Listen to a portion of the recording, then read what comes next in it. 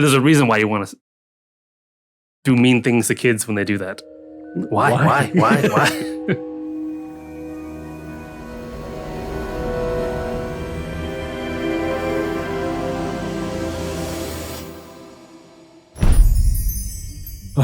Hey. Oh, hey, man. Yeah, I gotta go. Well, don't we all? Like, Let's not waste time then. yeah. Can you read the note? Yeah, okay, cool. Cool. I got a class to catch. Trying to be learned and stuff. Whew. Yeah, learning things. Attention! Read out loud exactly what's written on this note or be destroyed and replaced. Welcome to Caffeine Cantrips, the show where we talk about D&D or else. Howdy, I'm Byron number 256, and I like to be entertained. I'm guessing that my co-host, Sean number 199, also likes to be entertained, don't you? Only at the expense of other people.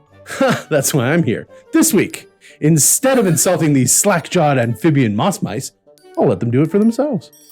Your mission, as an upcasted command spell, perform, states, enjoy one round of one-word stories.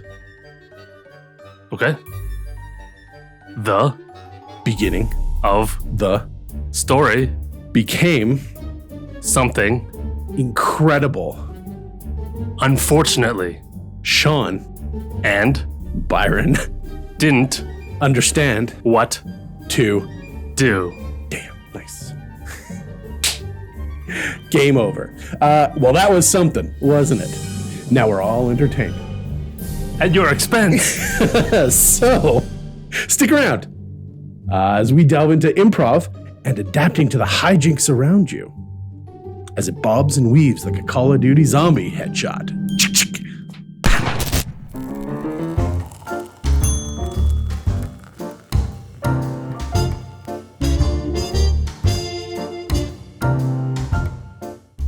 Hey guys, thanks for joining us.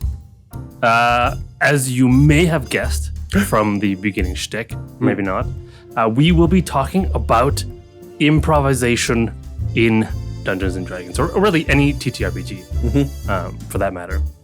I know this topic has been sort of tossed around the net already, but I think it's important for people to really understand that D&D is all about improv, really. And if you understand what goes into improv and how to do it and the principles behind improv, it will really up your RP game and make the whole table and the whole game feel a lot better and more dynamic, I think, and more fun. And I think it's important not just for players, but particularly important for DMs. Well, forgive the cooking metaphor, but essentially, I think... Did I make a cooking metaphor? Yeah, you can forgive it, though. Can I? Improvisation and dealing with what's going on around you is really the first addition. It's like the salt and pepper that you add to the meat and potatoes of all of the mechanics that are going on that really starts to add that flavor that we enjoy. Oh, right. It's your cooking metaphor. Yes, it's my cooking metaphor. You know, it's where it starts to begin. And yes, there's salt, pepper. Yes, there's all the other seasonings that are out there. But it's where we start to add in all of the interesting stuff that really creates that dynamic draw and attention. Star anise. A little cinnamon, healing herb, a little bit of dust of paprika. All right, little bit of a slice of nightshade in there. Ooh, yeah. It's a spicy party. But yes, so absolutely, it's definitely something that you have to work on and improve, just like in the kitchen, right? We got to start small and then make it better and better and better and better. And then sometimes you can't even recognize exactly what kind of dish you got until you taste it. Yeah. So. And there are a lot of similarities between improv D&D and like the improv that you might see in shows, or like Whose Line Is It Anyways, those kind of TV shows. So I think we're going to be referencing a lot of the rules from like improv shows, improv exercises, and improv classes that you might take. Well, we're all about the transferable skills here. Yes. There's a whole bunch. There's like 17 or something like that. But we're just going to hit the main ones, I think, today. Wow. I don't have enough. Yeah. The main one, though, the sort of the meat and potatoes rule. If you only know one rule of improv, one rule to rule them all, in improv is definitely yes and. Oh, interesting. You've Okay. probably heard of it. Mm-hmm. But it's yes and I also like to add in yes but to that. If you haven't heard of yes and, what it is that in improv, what? No, just the acronym. Yeah, yub. Yeah, yub. Yeah, yub. Yeah, yub. In improv, one person starts it with a statement or does something, Mm-hmm. right? And then the yes and is when the other person receives it, they say, yes, I accept whatever you just did, whatever you just made up in the RP, and then they add information to it. They do something back and gives it back to the other person. Then the other person, the original person, will take that and say, oh, yes, I accept that action that you took. And then in that way, it's just yes and, then my turn, yes and, your turn, yes and it goes back and forth. And then with this sort of structure, you can sort of see where this yes and rule takes you, Mm-hmm. right? The yes but is similar Mm-hmm. to yes and, but it's accepting it, saying yes, and then the but is modifying it and then giving it back. Oh, So it's almost the same thing, really. okay. Right. So accepting and then accepting with revisions. Yeah, and I'm just changing what you said. Okay. For example, say something. You look great today. I do look great today, but I woke up feeling horrible. Right? Right? Or yes and be like, yes, thank you. You look wonderful too. Mm-hmm. Right? That's a yes and. Right? Or like, you should see your sister. There's a joke in there. That's yes and, right? Yes. Um, And your sister. and the great thing about using this rule in our D&D roleplay Mm-hmm. is that it works perfectly because D&D is already a cooperative experience. Mm-hmm. And this improv structure is going to foster this this feeling of cooperation, Mhm. right, in the RP. Mhm. Right? We're not getting into each other's way because all we're doing is taking this offering that you've given me and then making it better and then giving something back. Mhm. Right? And that's what it is. It's an offering, Yes. right, to your role-playing partners. Right? It's not a burden. It's because it's not easy to commit to something in RP. So when someone gives you something, take it and then give something back. Mhm. Right? And that's the rule. So if you're constantly giving and giving and giving, you'll be surprised at sort of where the RP, where the improv will take you. Okay. Right? Okay.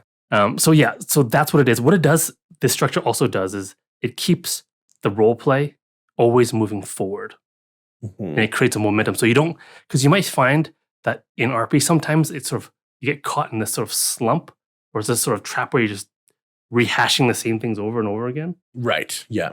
Right. But the yes and keeps adding and you're always moving somewhere. You may not know where it is that you're going to, Mm-hmm. but you're going somewhere at least. And that's why it's improvisation, right? Why you have to Yes. react to what's coming back to you because you don't know what's scripted.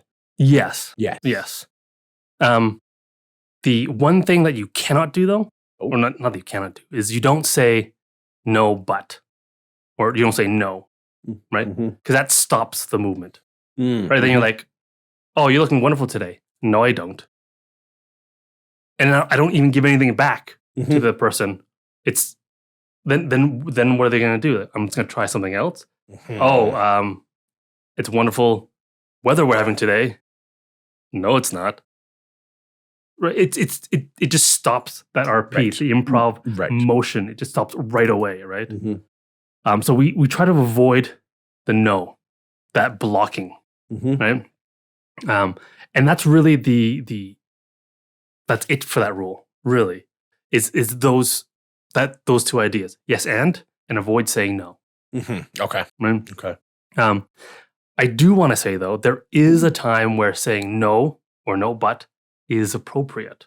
There's always an exception to the rule. Yes, Yes. because we don't know, and improv is a little bit uncontrollable. Mm-hmm. Right? It can get away from you. So if it's going into a place or it's getting some kind of energy that you're not that you're not just comfortable with, but like that you can't sort of accept or you're not ready for, Okay. you can say, hey, no, but. Like not this, but I'm gonna give you something else.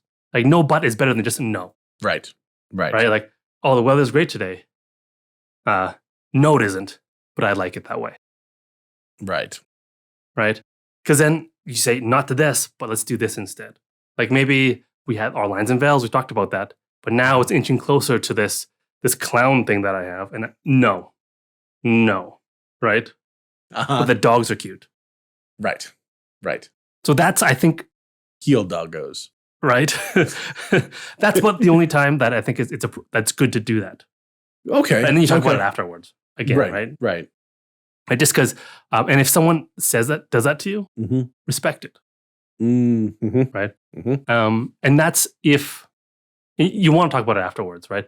Because if it's by accident, because this is not easy, doing yes and, it takes a lot of practice, to be honest. And so if you say no, the other person, whether it's intentional no or not, your partner should respect it. And then maybe afterwards talk about it. Was that getting close to a line and veil? It's definitely one of those points Or was where that you write the note down, like, let's go back and revisit this. Yeah. Right? What was happening there? What I was thinking, what I was feeling. Mm-hmm. Can I get from you what you were thinking and feeling from that moment as well? Yeah. So that's clarity. That's the yes and. Like I said, super important. Super important. If you don't get anything else from this video, get in your mind, yes and. Nice. Right? And again, it's not just for players. It's super important, I think, for DMs to do this. It's got much more effect on the game and the table when the DM does this with the players.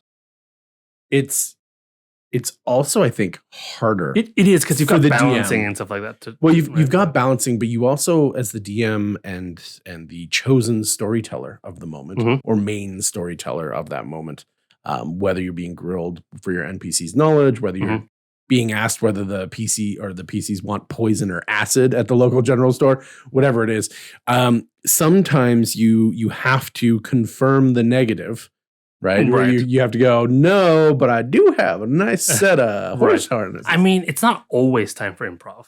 No. Well, interesting. Okay. Right. Yes. Usually you can, but when you can't, you can't.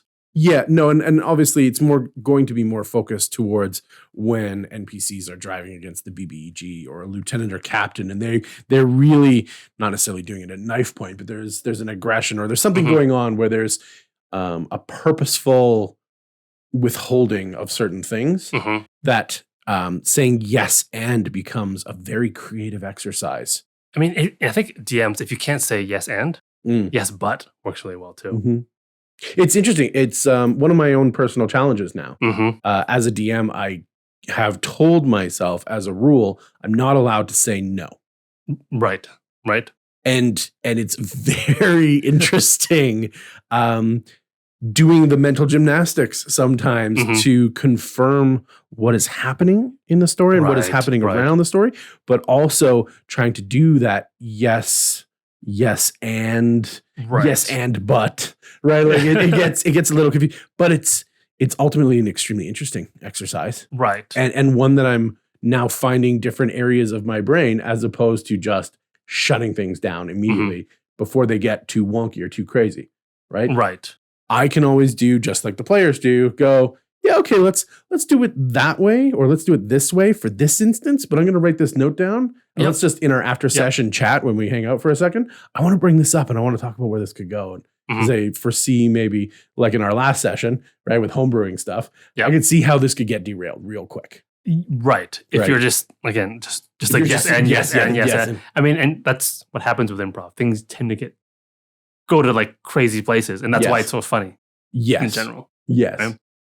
But again, improv is not just for funny things. You can do it, I think, in sort of serious moments too. You absolutely can. Right. You absolutely can. And that's also a great way of exploring these things.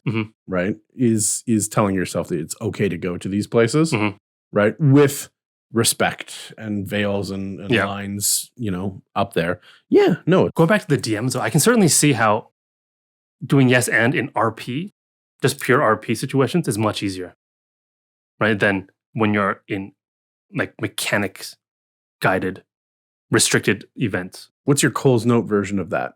I'm curious as to why you think that. Well, I feel like my wizard's like, oh, I want to run really fast and then run along the wall for 10 feet and then do a flip and then kick the guy in his back so he falls into the pit behind him. Right? it's much harder to be like, yes, or yes, but you fall in the pit. Like it's you're restricted by sort of the mechanics. Oh, right? Like I have a solution for this, but that's for later. You run along the roll, you fall in the pit. Yes, and you fall in the pit. Actually, you wake up from the coma 3 weeks later. But no, I actually have a solution for that. Mm-hmm. That I will pin for later because it's those types of things, I suppose, give you a lot of flavor and a lot of things to possibly work with. Mm-hmm. But I think, as you said, we can take the mechanics of the game and bend them to make them more interesting. Okay. So I will get back to that. Cool. We'll get back to that. I'm excited. Are you excited? I hope you're excited. I hope you're excited. And if you made it this far and you are excited as we are and entertained thus far, why don't you take a second, throw those feet up, grab the mouse, and just clicky-clack that like button. Let us know that you are are you not entertained? I mean, I'm entertained at the viewer's expense. Because we need you to click those 3 buttons. Yeah. All right. 1, 2, 3. 1, 2, 3. Like, subscribe. Bell. Follow. Well, follow and then down to all notifications. Yeah. All the buttons. They keep changing it all the time. Well, it doesn't help that we're on like 50 different platforms. Well, all they do is they switch up how you do it. So you just have to improvise your way through it. Yeah. But you'll get there. We believe in you. Just click all the buttons. That doesn't include the one that looks like a downward thumb. No. Right. That's the kick baby. I've seen you guys do that. Heel doggos. Not cool. Yeah. He gets sad and I have to persuade him. No, because I'm like, do people not like Vindaloo? Is that why? Yeah. Do they? Well, speaking of which, I think the yes and is probably, like you said, the one thing, if you're going to work on anything, if you're going to take anything away from this video, that's the place to start. If you're not familiar with it, that's the place to start. That's step 1. And hopefully you have seen that, right? Because it is, as you said, tossed around the internet. Yep. As you get individuals like Brennan Lee Mulligan and his audaciously amazing ability to improvise and all the years that has been ingrained into him and whatnot. You can actually see it if you break down and watch when he's doing anything that he's doing. It is always a yes and then a capitalized, bolded, underlined and, right? There's always something else that he's adding to what's going on. And obviously I am a fan. But going with that, really, I think that in order to prepare to do that, you need to do 3 things. And it's not like follow, subscribe. It's that too, though. It's listening, leaning, and loving. And that's the 3. Yeah. Aww. It's what's so going to create the patterns and the physicality that's going to help make your mind remember what's going on when you're trying to do this. Like to think yes and. I don't know if you've seen Yes Man, the Jim Carrey movie, but there's an instance where something goes crazy, right? It goes way beyond it. It gets really slapstick really fast because it is a Jim Carrey movie. Okay, great. But if you were to think back on today, the day that you're watching this, and go, what happens if I said yes to everything today? It's probably going to be a very different day than the one that you had. Or if you're doing this first thing in the morning, think about all the things that you have to do. And if you were to say yes to all of them, every time your boss comes around, hey, could you take care of that? Yeah, I can. Every time that Janice from around the corner is like, oh, I didn't finish this report. Can you fill out my TPS report, please? Every time your cat meows at you, yes, I can feed you. Yes, I can. Yes, I can feed you. Oh man, that's the most demanding boss. Yes, you can sit on my lap. Yes, you can smell my face. Yeah. Right. Or if you have a dog, right? Yes, we can go for a walk. Yes, we can go for a walk. Yes, we can go for a walk. Yes, you can claw my leg. Yes, you can bite my hand. Yeah, still a cat. So when we're doing these things, it's going to change how we fundamentally perceive what's going on, and it's also going to begin to activate new spaces in your brain, right? And so when it's going on like that, when these things are happening, and like we've said before, you've given yourself permission to go to these places, right? It's going to be listening. Nobody teaches how to listen. This is a social skill that some people Well, I think they do. But if you don't know how to listen, then how do How you you get the gonna- lesson? Well, because we don't stop in school, even grade 1, 2, Yeah. 3, 4, right? It's hands up, 7 up, or whatever those kind of games that you played in kind of preschool and elementary. Okay, sure. But there was no follow-up to say, let's get actual active listening active going listening. on, Yeah. right? So that you can be 100% here in the Mhm. moment, right? And once you are doing that, it's very easy to follow up that active listening with leaning into what's going on, Right. right? And that leaning in is the yes and. Mhm. That's being there, being present, being Mhm. available, and being aware of what's going on, because nobody's going to tell you exactly what's happening or what you should do next. Right. There might be an implied message based on the context of Yep. what's going on, Yep. but nobody's going to say, and they shouldn't say, those are the metagamers, right? That are like, you need to do this with your turn. You need to go, Yeah. right? No, I'm going to do what I want to do, but I'm going to do it in the best intention, Mhm. right? And that's where the love part comes in, where you get in there. And I've said it before on this podcast, and I will say it again, I'm sure. But one of the biggest quotes that kind of changed my perspective at the table was treat everyone around you like Oh. they are a poet and a scholar. Like a good one. Yes, in a good way. In a good way. And I think when you do that, when you assume the best out of people and you get out of really kind of prejudging them, Yep. right? Yeah. Really withhold the judgment and the negative. Oh, they could have said it this way. Oh, they could have done it that way. Oh, I would have done it this.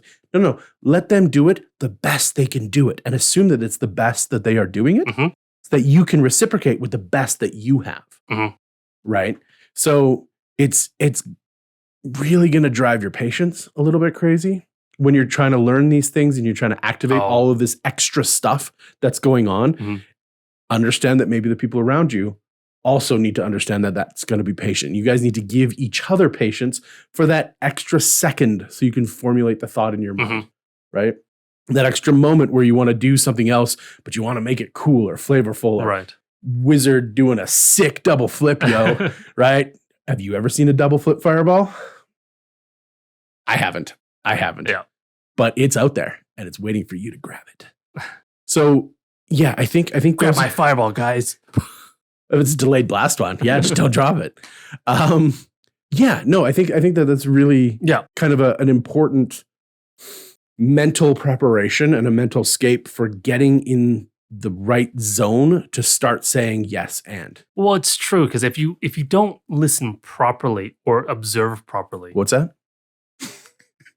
exactly. Huh, Right. oh, yeah. If you don't get what the other person's putting down for you, Mhm. then you can't respond correctly Mhm, either. mhm. Right. It's like when people say, like they how they ended their phone calls, then you say the same thing back and it totally doesn't make sense. Right. Right. It's something like that because you're not really listening. You're just saying Mm. whatever you usually say. Right. I don't know if you have done it before, but talking to your partner enough, and at the end of the call, you're like, "Oh, I love you," right? And then you're just talking to somebody, and your mind is dirty. You're just like, "Love you." Click. Like, oh, that could get me in trouble. Yeah. Whoops. Right? Be present. Right. Be present with what's going on. Yeah. Right. And so that's a really important thing. Like inappropriate jokes with your friends, inappropriate joke with your manager. Not on the same level. No. Not on the same level. And so when we're doing this, we're active listening. Yeah. We're practicing the skill of active listening because we need to define in what the people around us are doing. And sometimes it's rapid fire and it's chaotic. Yeah. How is each person saying yes? And what are they doing to create the end of their statement? What are they adding to the conversation and throwing into the pot, into the poker pot of role play that we can all bet on and move around and win, right? Yeah. And with that, allow a little bit of silence to happen every now and then as well, right? Do treat that moment, right, of the person formulating, creating what's going on. Give it that breath that it needs so that they can formulate, or allow the silence to be a conversational point in what's going on. My and is potentially something that I'm describing the character doing. It's not a verbalization. I think a lot of it is not the verbalization. I think the verbalization is a lot of it is just a tool to enhance everything else that's happening. It's because what's really happening is my feelings right? And this is the verbalization of it just enhances my feeling so that everyone else can sort of see what that feeling is, right?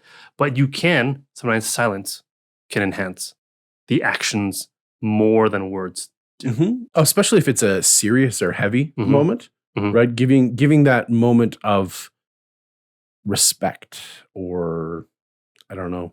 It's that je ne sais quoi that the moment has, the gravity of it, to respect that that's there and that the emotions present are potentially real. A lot of people get very involved with what's going on, and that's a good thing. But coupled with all of this, there is a dark side. Oh, yes. Coupled, yes. One of the things that might feel good in yes and are questions. I want to help you define what's going on here, so I'm going to ask you questions about what's going on, questions about going on. Every time I ask a question, I'm not adding. That is the yes. Well, it's the but part of yes, but. Because I'm accepting what's going on, but I want to know more. I'm accepting what's going on, but I want to know more. Right. And what that does is it removes my and of the yes statement. And so I'm constantly forcing my partner or whoever I'm role-playing with to be the creative engine. Okay. Now, some questions, obviously very good. It's an over-reliance on, can you define this for me? Can you define this for me? Can you define this for me? That can become a bit of a trap where you feel like you're participating, but really you're putting all the weight of creation on somebody. Because I was going to say that. I mean, there's a way to use questions and add information at the same time. Right? What? Yeah. Just a new pose. New pose. It's the first time. Right. It's adding something new to the scene. Casual Sean for you audio listeners. It's like if you say, "Oh, I bought a new dog today," right? My question could be, "Yeah, but what about your cat? He's going to murder that dog." No. Oh, yes. Right? Yes, that's correct. Some questions can add. Because my in that case, your question included an and. Exactly. That's added the cat to the conversation. I wanted to sort of put that out there. Not all questions are dangerous. No, but an over-reliance on, what kind of dog is it? Right. How long have you wanted that dog? I mean, because in DM... Does it have 4 legs? In D&D, though, sometimes don't you want to get clarification or more information on a certain subject? Then you have to ask those questions. Right? And would you... I think that's phasing from first to third person almost. Like, yes, I want to go to...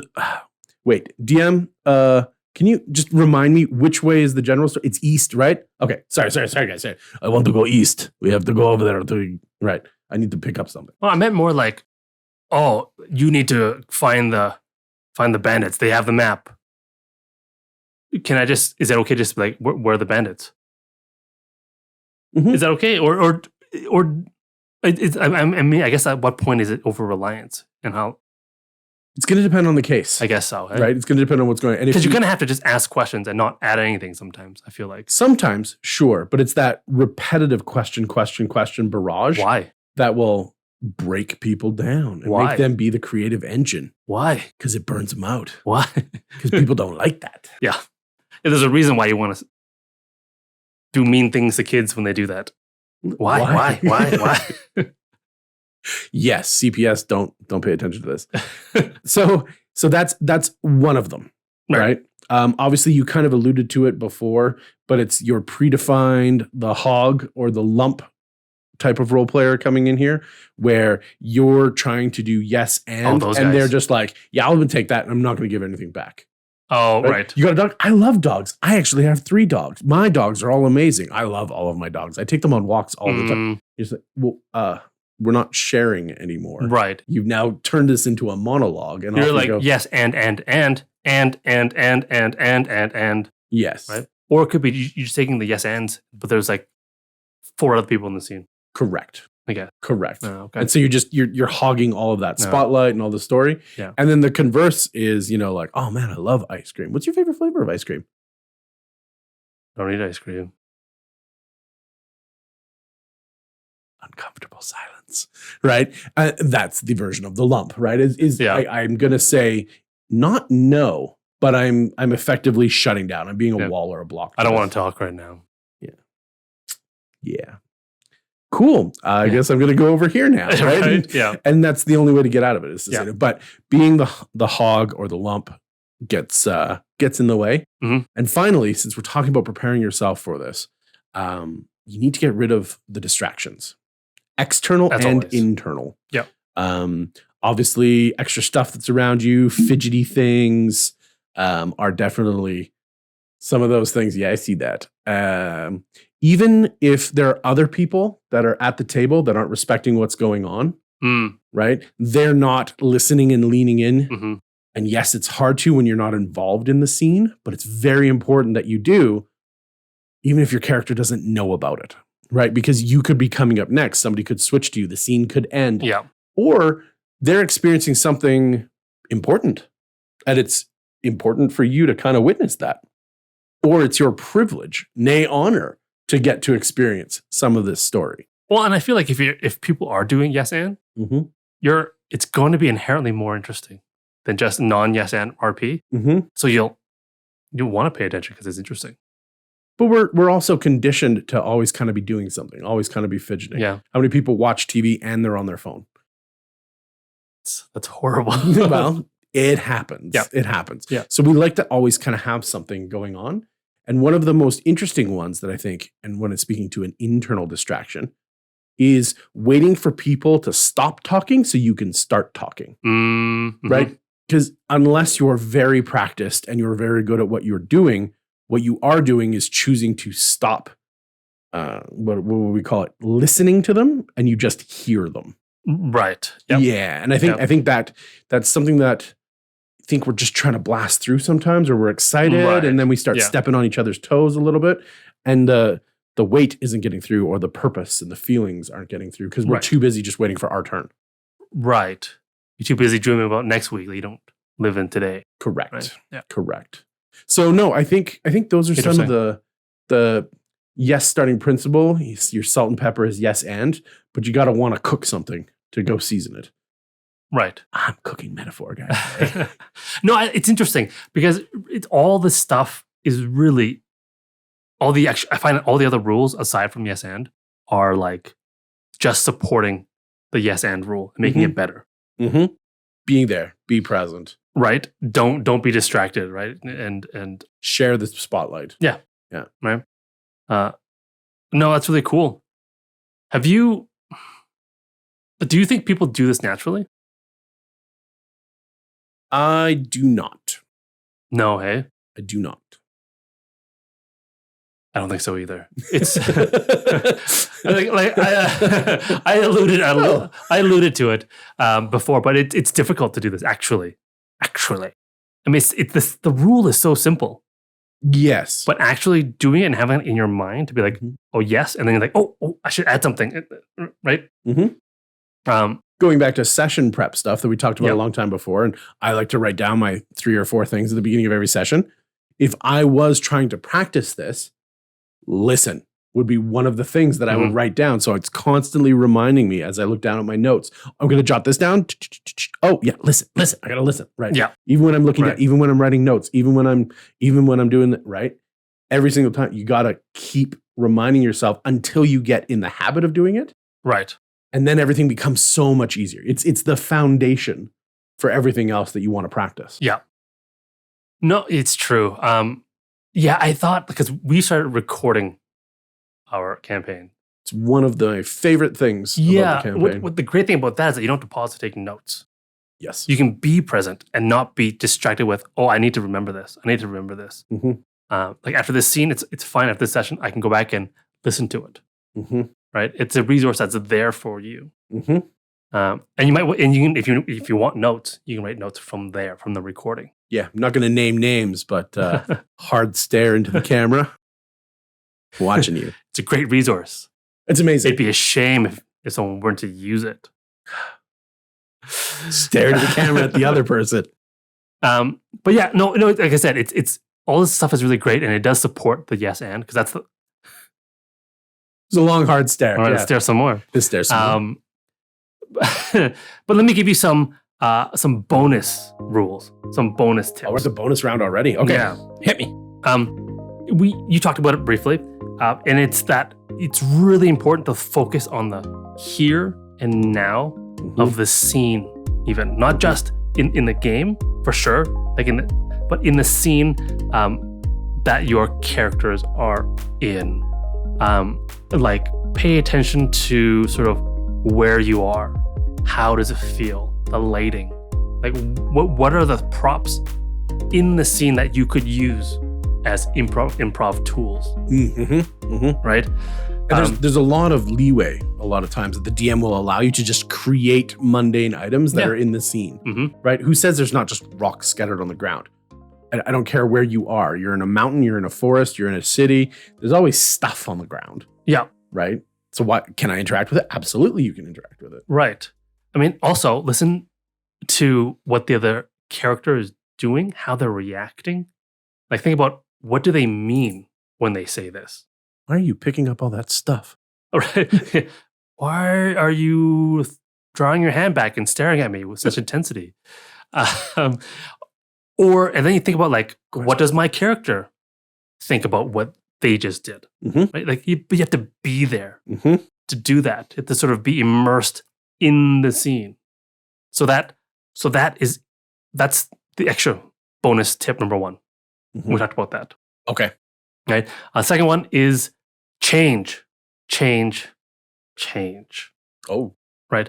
So a character in a scene should come out of that experience having changed as a person. Story wheel. It is. Right? It doesn't have to be changed a lot. No. But they need to have, they don't need to, but they should change, because then it's kind of hesitate to say waste of a scene, but it kind of is a waste of a scene. Well, even if that changes, you just learned something. Yeah. Right? It doesn't have to be huge in any means. Yeah. Even if that changes, I got to witness somebody else learning something. Right? Because I made sure that my character was present to witness it. Well, and how did that change me? Like, even if you didn't do anything, like in your mind, it should have changed your character in some way. Because what that does is adds meaning to that scene, to that improv. Additional meaning. Actual meaning, okay. I think. Okay. I mean, things happen. Yes, we have meaning, but like, we don't care about a character until we see them change. Really, in the movies, right? Like, oh, he's Spider-Man, or not, Peter Parker. He's a nice kid, smart.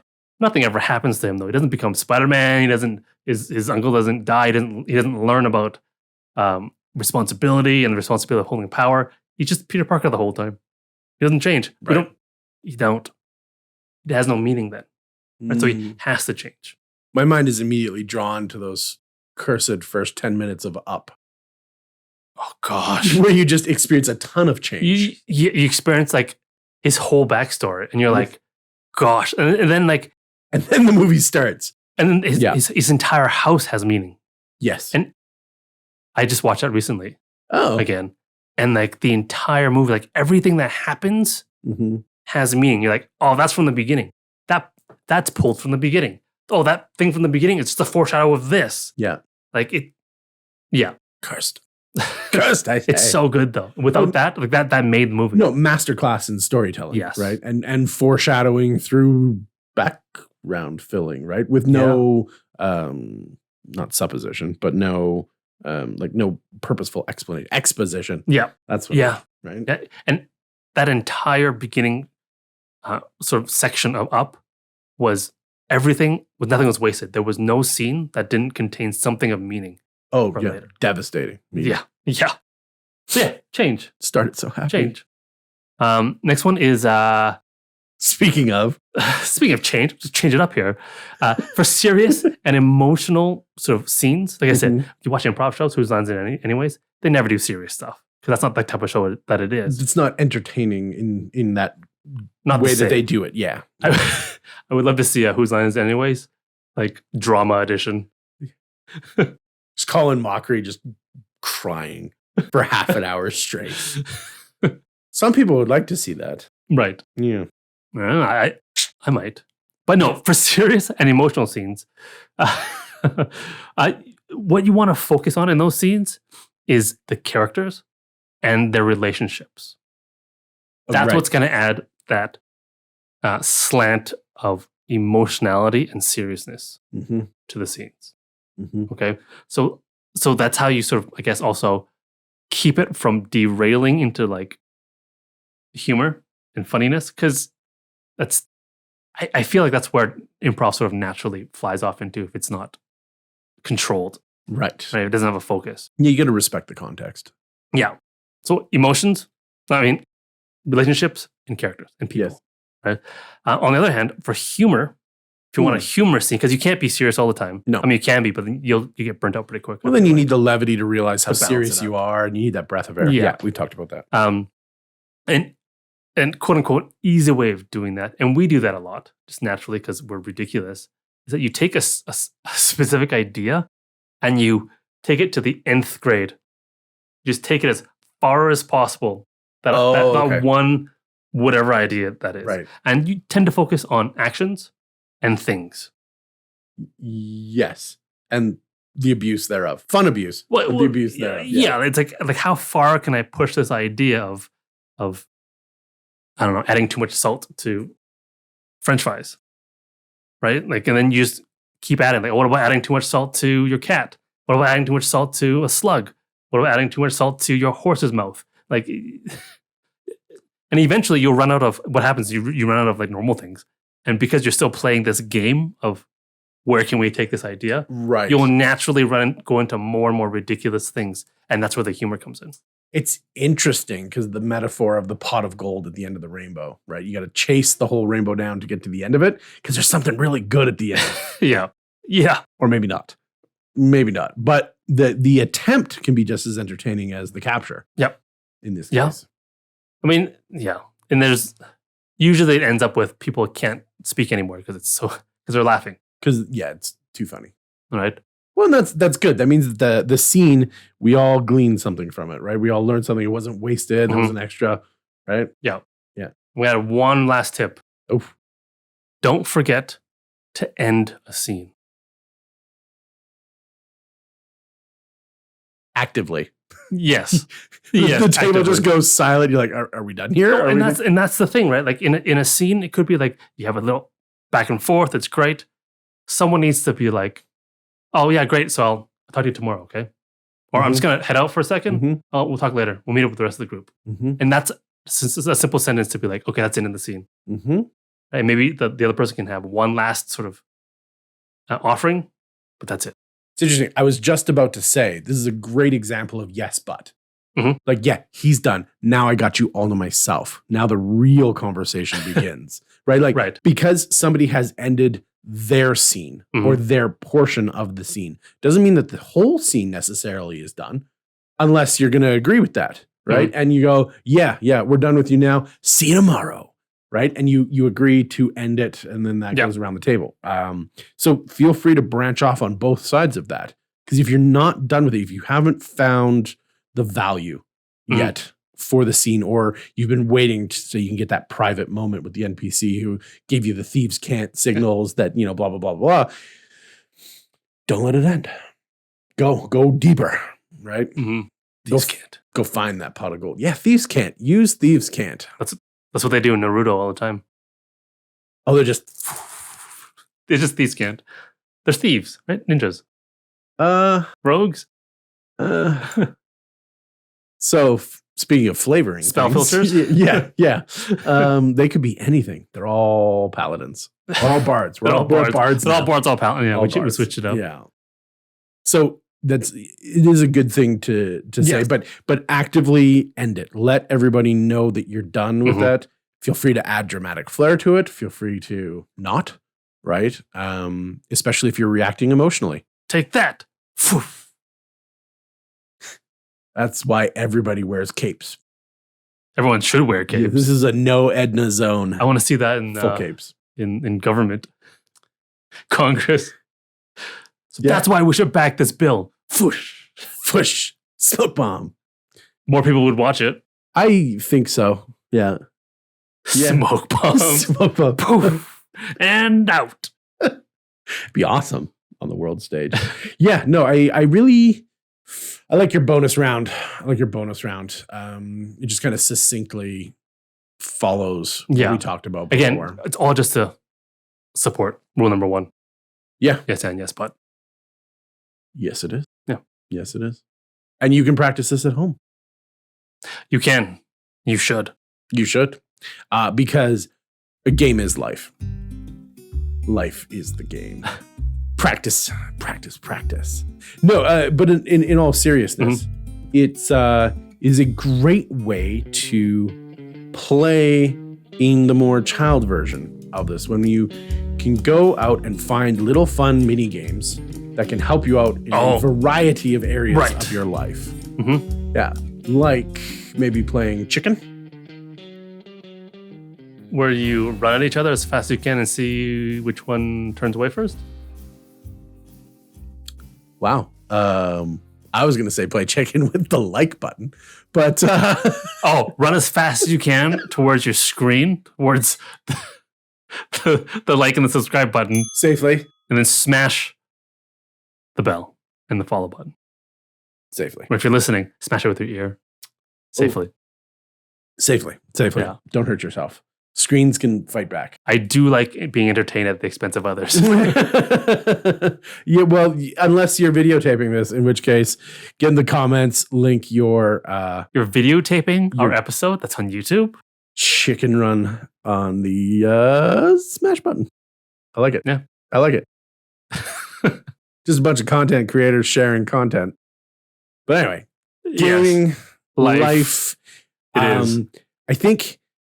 when we're talking about these types of things, how we can play games outside of D&D, but still work on these D&D skills, right? We're talking about tips. We're talking about ways to improve improvisation and kind of reacting on the fly is kind of like you saw earlier in the episode. One of the more simple, easy to play games is one-word stories, where you each take turns saying one word. That's it. So that was great tip. And it's just that easy. It's just that easy.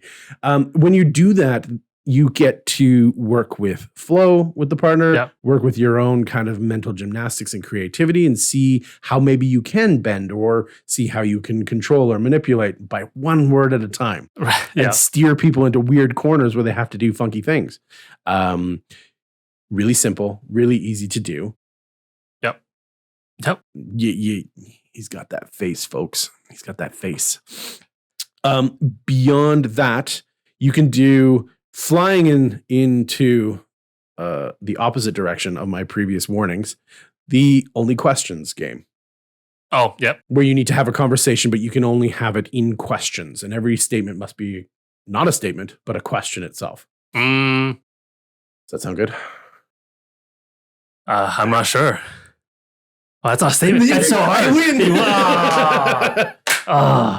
So, really easy. You can play it rapid fire, but also is a great way of finding the and in a statement or in a question, right?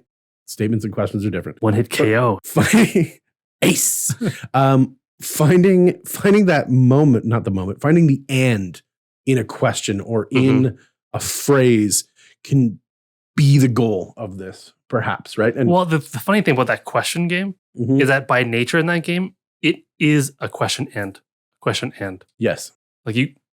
Because that's the only way to actually have a conversation with just questions. It really is. Right. It really is. Yeah. So it also teaches you to dig for them. If you can't see it immediately, take that extra second. Yeah. Right. Unless you got a little timer, like a chess clock timer. Yeah. Don't go for the one hit KO. How you doing today? I like apples. Apples every time. Every time. I'm just really hungry. So good. Alphabet is another version where every statement needs to begin with the next letter of the alphabet. We won't play that one now because I don't want to lose. I'm on a winning streak. But going through using an A statement, B statement, C statement, right? Going through that teaches you, again, to think a little bit ahead, but also to just work on the conversation that you're having. Keep it a real conversation. Right. And then will it into the conformity of this game. Right. Another mental agility thing, but also just get you riffing really quickly and pulling out new things, new scenarios that you didn't think about because you're forcing yourself to think in a certain way, Right. which is not a way that you've thought about before. So we're opening up we went different directions. I like that. Yeah. Beyond that, I think something that I am working on right now is a game called Sound and Motion, where you attempt to describe a scene. Now, this is truly an improv. Like you made up this game? No. Oh. No. I don't think so. Like you're working on the game, I thought. Like you. No, not working on the game. I'm working on the exercise of the game, is to describe things only using sounds and motion. Now, more difficult at the D&D table, but adding sounds and like chopping motions or like punching bang, motions. Swish. Oh. Right? Are great things, especially for combat. You want something short and poignant to do? It's a great addition to your 1920s, your ones. I didn't mean it. Right? As you gently tickle him from behind. It's sneak attack. From behind. From behind. You got to get that flanking bonus. Yeah. So going and doing sound and motion is a really kind of fun way. Once again, it's more simple. We get critical to tickle. Critical? Critical tickle. Now it's just Tasha's basically. Yeah. Tasha's cauldron. Excruciating laughter. Hideous laughter. Yeah. Close. Good thing you don't play. I do though. Get in the comments. Yes. Now going to more advanced ideas to work on. So we've worked on kind of some mental flexibility, working with partners, so on and so forth. Going beyond is a game called Gibberish, where you are communicating only verbally, but you're communicating in gibberish and trying to communicate a story. With inflections in voice and tone and whatnot. So you're taking the words out of it, but you're having to create fun noises. Adam Sandler style. That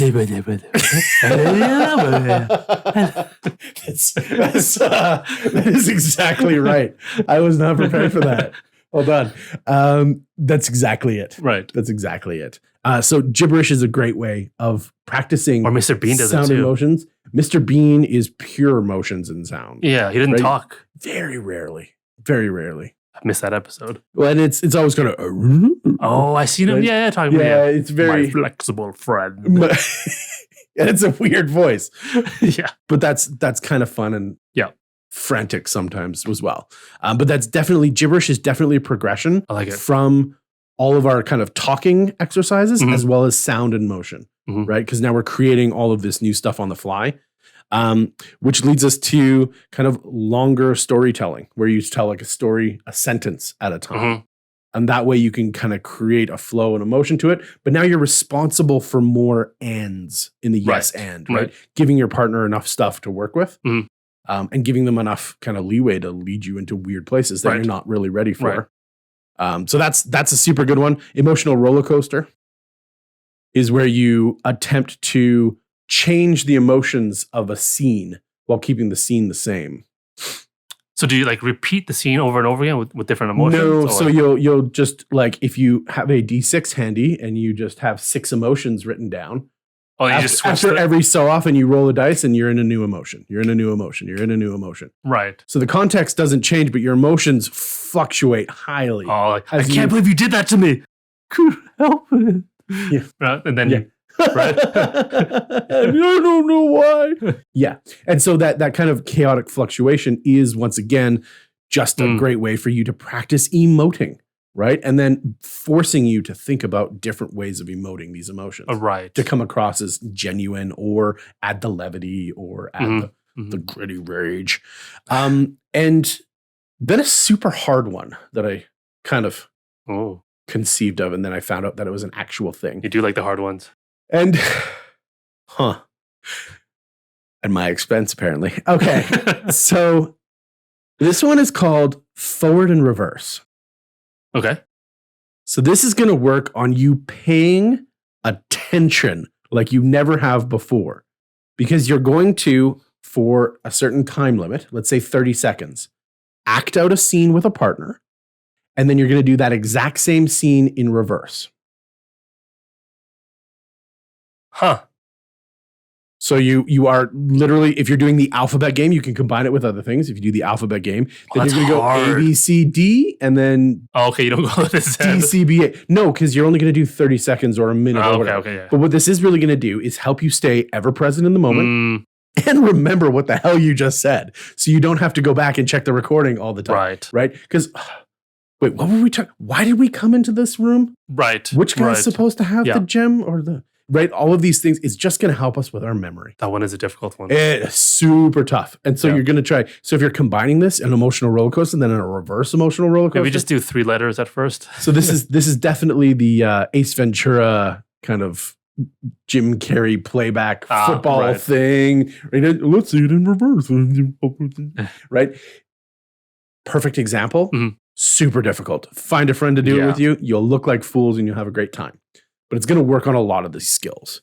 And I think when we're talking about all of this stuff, it's all just skill building and it's all just doing it outside because you can play sounded motion by yourself. In the shower. In the car on the way to work, right? Other people are singing, you're putting your kid to sleep. Shh. Why don't you go to sleep? Go to bed. Why don't you go to sleep? Daddy, you're crazy. Just go to sleep. Why is it that all of these are just exasperated? Every single one is exasperated. No, but it's good things that you can add to your life that you can practice. Sometimes we do shower time or bathroom time where you talk in voices and you practice the voice. Well, practice idea generation, practice creativity. It's not necessarily something that you can schedule. Like you can't schedule being creative, but you can just try one of these every now and then and just help yourself kind of get into the motion. I think you can schedule it. I think it'd be a great idea to, like, before your D&D session, do 10 minutes of it or something like that with everyone. I don't know that you can schedule the quality. Well, not the quality, but schedule time to do it. Yeah, absolutely. Right? Especially because these exercises are definitely better with someone, with people, right? Because improving by yourself is relatively easy compared to improving with someone else, anyone else. Who hasn't had a lightsaber battle by themselves? Yeah. Right? Yeah. Right? But having lightsaber battle with someone else, though, much harder. Way better. Right? Way better. But do it as a warm-up exercise before your sessions. Right? If you just add it to the schedule of things, I think you'll find that it'll improve a lot of things. I think, and it'll make things a lot more smooth in RP. And what a great way to practice the voice, right? Before you dig into this stuff, right? And you're right. It's absolutely good. So find a partner, have some fun. Yeah. Or your D&D table. Your whole D&D table. Right. Yeah. You can go round circle doing the alphabet game. When they mess up, they drop out. Last man standing gets inspiration for the game. Right? Like maybe add some fun to it. Add a prize for winning. Everyone bring a snack, and whoever loses has to eat all of it. All of it. See, at the expense of someone else. Yeah. You brought 18 cherry pies. Yeah. And this turkey. And a turkey. Happy Thanksgiving. Aggressive Thanksgiving. See, that's taking an idea and pushing it into ridiculous places. Yes. Right? Immediately funny. It does. And I think from this kind of talk then, I think it's just remember that the game doesn't start or stop with the table being present. Right? Yeah. Do your preparation, do your thoughts in character, do your kind of in-between session work, West marches or not, right? Spend a little time, right? Yeah. Love the character that you're embodying, right? Treat them with the respect that they are due. Yeah. No respect. For shame. For shame. That's how you play. Yeah. For sure. Yeah. And I mean, ultimately that really kind of what I teased before. Getting payoff. Your double flip wizard. He's great now. He's pretty awesome, actually. I keep picturing him in my mind. So there is a relatively new thing that's out there. Okay. And it's something that I believe my boy, Mr. Mulligan, has brought out as one of his roles. And it's called an emphasis role. Oh, I heard about this. Have you? I didn't know it was from Mulligan, though. Fantastic. I believe it is. I thought some random TikToker was like, This is my idea. It's so good. Yeah, that random TikToker was Brennan. If it wasn't, let me know where it came from. If I'm wrong, I do believe that this is one of his, and or that this has been implemented in his game. Mm-hmm. But essentially, when you are presented as a DM with something that's got a lot of stakes to it. So in this case, I want to run up the stairs, nimble dive off the wall, and then kick the guy into the thing. Yeah. Right. But I'm also going to land right next to the pit myself. And so this could go wrong in a variety of different ways. Yeah. The emphasis roll is you take 2 die, like you were rolling advantage or disadvantage. You roll them, and whichever result is farther away from 10. Doesn't matter high or low, but farther away from 10, giving you a more extreme positive or negative to what you're doing. Mm-hmm. If it's the same, so say you roll a 5 and a 15, you re-roll. You cannot have an equidistant result. Right. You have to have something that is more extreme than the other. Right. And in this way, the story tells itself. Right? You still get to narrate it as the DM, as the character, as whatever. It's great. They roll it. They get a 4. It's like, you tell me what happens. Right? Yeah. I'm going to let you take this moment and make it as cool to hard fail as possible. But you get to do it. I'm going to give you the creativity. I don't need to always do that as the DM. Right. You tell me how you fall on your face, and then I'll decide if it was extreme enough. Maybe we'll add some more stuff. We'll say yes and. We'll say yes and. That's a threat and a promise. But I think that's a great way of doing a lot of things that you then don't necessarily have to figure it out yourself. You can use mechanics. You can use the randomness and the chaos of the dice. And riff off of that. Riff off of that. Right. That then becomes your yes and or your yes but. Right? In how you respond to it. And I think that's a great way to take the pressure off for that crazy stuff that PCs always do. That you can never, it's always there, it's always present. It's like you're wandering around in a horror film and everything's shadowy and dark, and you're just like, where's the monster? You're running around in dead space. You're like, no, I do like the emphasis roll, because I was thinking, like, what if you just shut it down all the time? Right. Like then no, you can't do that. Then the players will stop trying to do crazy stuff. And you want them to try to do crazy stuff. With the emphasis rolls, it's a 50-50 chance. It could be awesome or it doesn't. So that means it works sometimes at least. But you're guaranteed to get a more extreme result. Yep. And that's for when you're trying to do something crazy. Yeah. Right? I like it. I like it a lot, actually. Yeah. No, it's super good. It's a super good way and an interesting mechanic that's already kind of built in, and we kind of know how to use it. Adding to that. Okay. Right. So now we got the more chaotic role coming in. Right? Yeah. It is important, as is it in life a lot of times. Getting deep. Is to not beg for permission. Oh, I thought you guys said like and subscribe. No, I've already done that twice. I think you guys are tired of liking Sean. And subscribing to Byron. And subscribing to me. Yeah. It's really going forward and, like we said, interacting with objects, interacting with things, creating assumptions in the world. Okay. Do it as long as it's within respect and in good intentions and whatnot. And if nobody pushes back, it's okay. Oh, yeah. Right? Yep. It's fine. The DM is listening. He better be, or she better be, or they need to be aware of what's going on as much or more than everybody else. Right. Right? But with that, they know the world. They know what's going on. Sometimes PCs come up with the best ideas. Yeah. Ideas that you would never think of because you're not a crazy friggin' weirdo. I mean, you are, but not in the same way as they are. No, they're real ones. You're just like playing one. You're just a closet one. Playing one on TV. That's okay, because I stayed at Holiday Inn Express last night, so I'm playing it really well. And I got a good night's sleep. So when you're doing that, not sponsored, by the way. The DM is not yet. Come on, you are the best, West. When you're doing that, feel free to add insert creature, insert environment, insert like elemental effects. Right? Why not? Elemental effects? Yeah. So it's like a steaming water gopher. Oh, okay.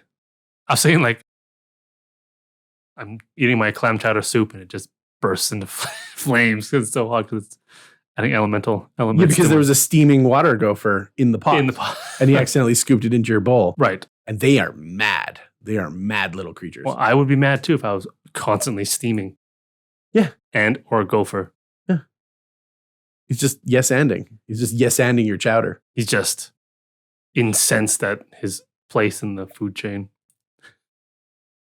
I would be too. Right? So mad. So mad. So mad. Fuming.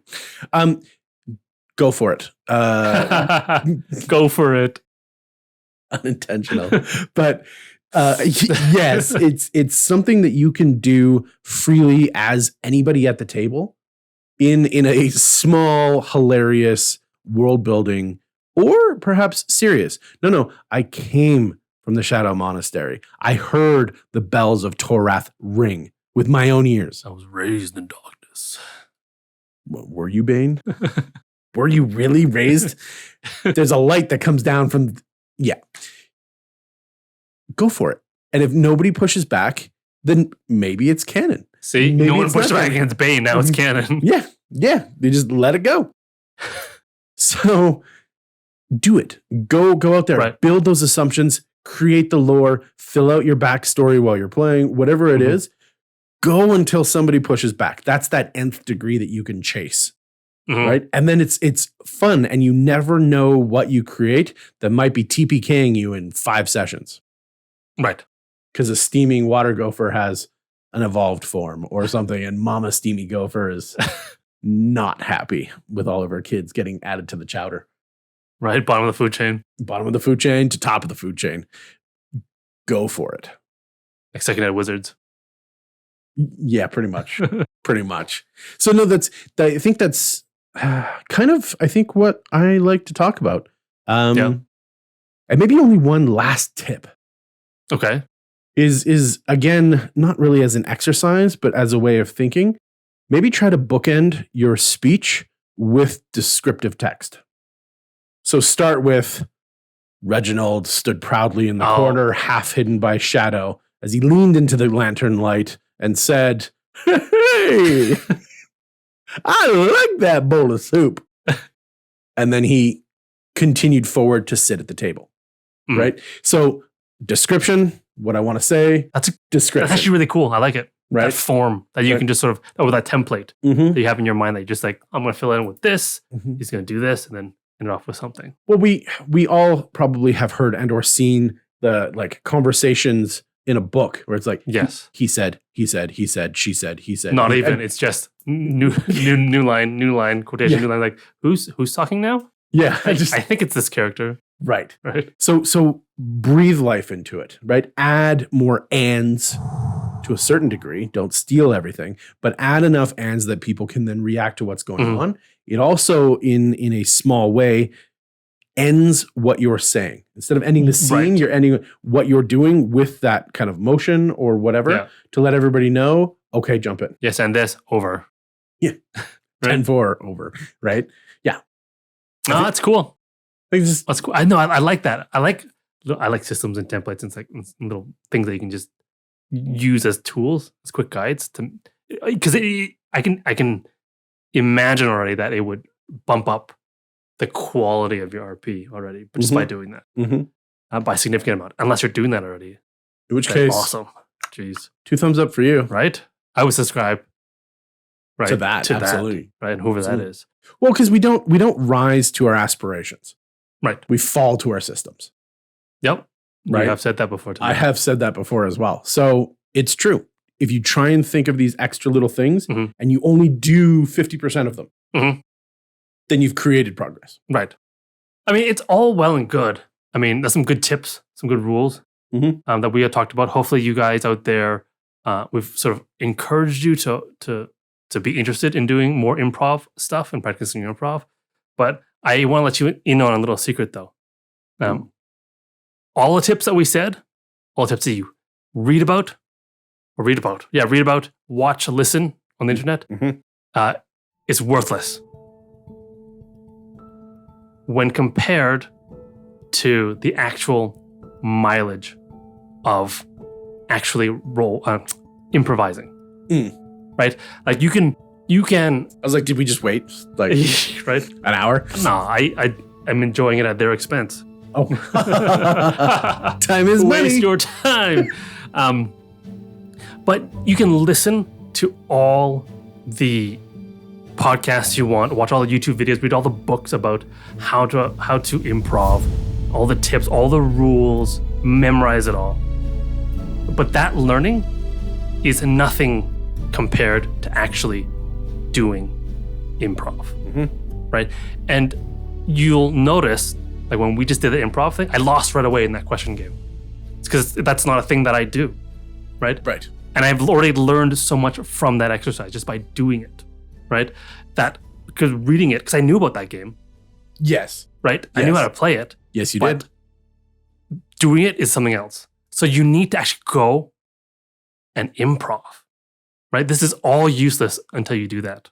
And I think the first time you improv, you have gained so much more from that one session where you're improving than this entire episode.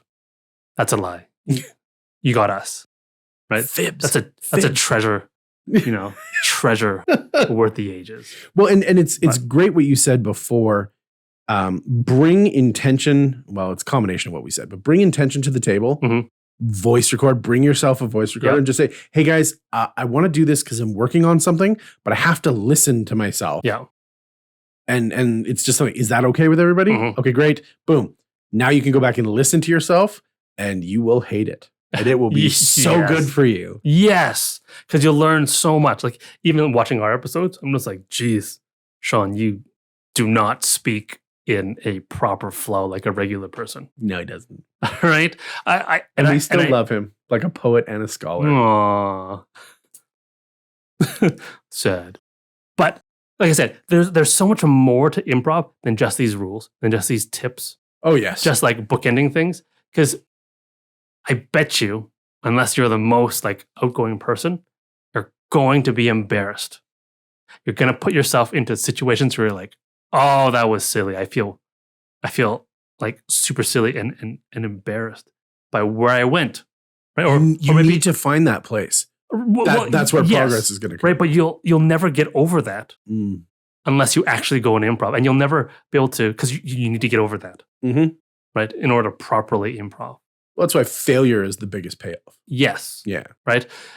Even now you're like, oh, that sounds kind of hard. I'm so shy. How do I do that? You just got to do it. Right? If you can't do it yet, start with the improv exercises that we talked about. Right? By yourself. There's no one that can shame you except you. And you hopefully you can stop that. It's that negative self-talk. We don't want that. Right? That's one of the distractions, that internal distraction. Get rid of that self-talk. Yeah. Yeah. Right? And then because you got to do it. Like, and when you're doing improv in front of other people or in front of a camera, it's nerve-wracking. Like we did that shtick with the one-word story. We had no idea where that was going to go. That was not pre-scripted or anything. Right? It'd be way better if it was, I think. It was all right. But it's scary, right? But the skill of pushing through that, overcoming yourself, you don't get that. It's the only time you can be brave. When you're scared. Yeah. Yeah. You don't get to do that until you actually improv. Right? You don't get that feeling of, oh, what do I say? What can I say? What's a good idea? I don't know, until you actually improv. Right? So you got to do it. That's what I want to leave you guys off with. That you got to just jump into it. I mean, so if you only take two things away from this, they're both from this guy. It may sound glib to be like, oh, just improv. That's how you start improv. Just improv. No, but that's the unofficial, brutal truth of it, right? Yeah. How do you ride a bike? You try riding a bike. You can improv, and if you don't have any experience improving, you're gonna be bad. That's okay. Yes, because it's great. Because you're infinitely better than you were when you weren't improv. Correct. Right. So that's what it is. Just improv. Tips are crap compared to experience, mileage, right? And the more you improv, the better you'll get. A lot of people are like, oh, teach me how to draw like you do. I went to art college. Like, oh, you're so good at You can So tell, can I right? draw? Like they ask me like plebeians. I don't know what you call them. Like people who don't know how to draw, don't draw a lot. They're like, teach me how to People draw. who make money. And I just tell them, just draw. Yes. Drawing is just mileage. It's true. It's true. A lot of things in life, almost everything in life is just mileage. It absolutely, everything is. Right? Everything. Unless you are blessed to be naturally talented at something, it still means that your starting point is higher, but then it's that still also means that your mileage. potential is higher. Yep. Right? Yep. You can still be refined no matter how good you are. Yeah. So just jump in and do it. Mhm. Right. So yeah, I don't know. I feel like we're lucky in some ways because a lot of our podcasts are improv. Yes. Most of it is. Most actually. of it is improv. Yeah. Surprise. You think we could script this? Yeah. Best actors ever. Right. So I'm hoping when I actually play my first D&D session in a long time this weekend, maybe the guys will be like, "Hey, Sean, your improv skills have improved so much." This confirms Yeah. a lot of things that I worry about you because there is no D&D this weekend. What? So you're just going to be doing a bathroom time. Well, everyone's got to do bathroom time. Everyone's got to do bathroom time. Yeah. Oh, no, wait, there is. Oh, I got to prep. Thank goodness that that's there because I got to get ready for it. Yes. Yeah. Thank you so much for joining us here today. Wow, time flies when you're having fun. Really appreciate you guys coming around, Yeah. joining in with us with our campfire side chat. Thanks for all the enjoyment, everyone. Yeah. Yeah. He's like an entertainment vampire. Now he's satiated. All the good stuff is just. But check us out on this platform, the other platforms. Hop on over to our Patreon. Check that out. If you like what's going on here, help support the channel. And we would love to have you join in the conversation because our D&D table is getting bigger and we love it. So come on down. Yeah. Bring your dice. I got extras if you don't have any. And yeah. All right. Wonderful. Well, thanks for joining us. This has been Caffeine and Cantrips. Tune in next time. Oh, my name's Sean. Oh, and then you can tune in next time, and my name will be Byron. Or else.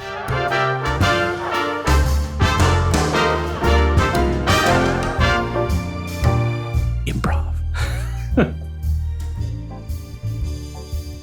Shit the bed on that one.